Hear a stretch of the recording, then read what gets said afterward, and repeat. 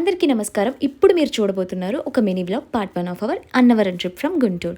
యాక్చువల్‌గా నేను 2.5-3 ఇయర్స్ ఉన్నప్పుడు వెళ్ళాం. మళ్ళీ ఇప్పుడు వెళ్తున్నాము. ఎందుకో సడన్‌గా డాడీ 2 వీక్స్ బ్యాక్ అన్నవరం వెళ్దామన్నారు.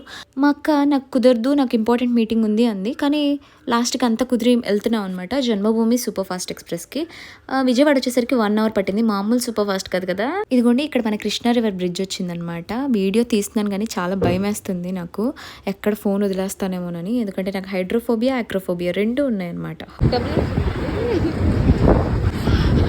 ఇప్పుడు నేనే వేయచ్చు కానీ చిల్లర బదులు పోదు.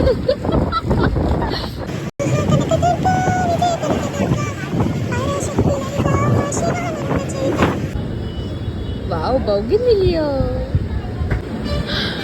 వావ్.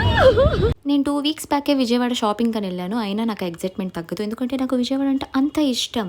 ఇంకా దారిలో మొత్తం ఇలా కొబ్బరి చెట్లు, వింటేజ్ ఇల్లులు, అరటి చెట్లు అలా కనిపించాయి అనమాట. వెదర్ చాలా బాగుంది, ఎండ లేకుండా వర్షం లేకుండా. ఇది వచ్చేసి రాజమండ్రి బ్రిడ్జ్. ఇంత హైట్ ఎలా కడతారో బాబో ఈ బ్రిడ్జ్లు. ఇంకా అలా అన్నవరం రీచ్ అయ్యేసరికి 6 అయిపోయింది అనమాట. ఇంకా టెంపుల్కి బస్సెస్ రెడీగా ఉంటాయి. ఇంకా అవి ఎక్కేసి టెంపుల్కి రీచ్ అయిపోయాము. ఇంకా మా మమ్మీ డాడీ అలాగ కాఫీ తాగేసి రూమ్ తీసుకున్నారనమాట. ఇంకా ఆ రోజు కృష్ణాష్టమి అవ్వడం వల్ల నైటే దర్శనం చేసుకున్నాము.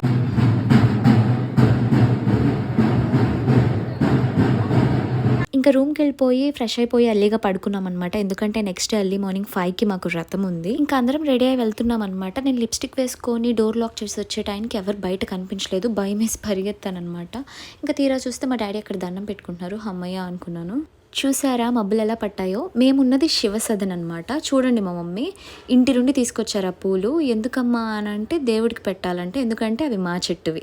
ఇక్కడ ఎవరో పొద్దునే పెళ్లి చేసుకుంటున్నారు. టెంపుల్కి ఫ్రీ బస్సెస్ ఉంటాయి కానీ మాకు వ్రతానికి టైం అవుతుందని చెప్పి ఆటోలో వచ్చేసాము. వ్రతానికి టికెట్స్ ఆన్లైన్లోనే బుక్ చేసేసింది మా అక్క.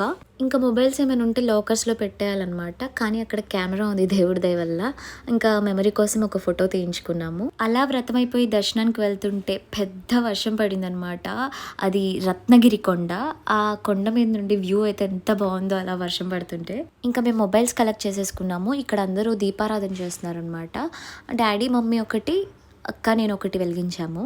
అన్నీ సడన్గా లాస్ట్ మినిట్లో భలే కుదిరాయి. ఒక మిరాకిల్లా అనిపించింది. కానీ వ్రతంలో కథ విన్నాక ఒక క్లారిటీ వచ్చింది ఏంటంటే అంతా దేవుడి దయ వల్లే అని. ఇంకా అలాగ కొన్ని ఫొటోస్ వీడియోస్ తీసుకున్నాము. ఇక్కడితో ఫస్ట్ పార్ట్ అయిపోయింది. సెకండ్ పార్ట్లో మళ్ళీ కలుద్దాం. Bye bye.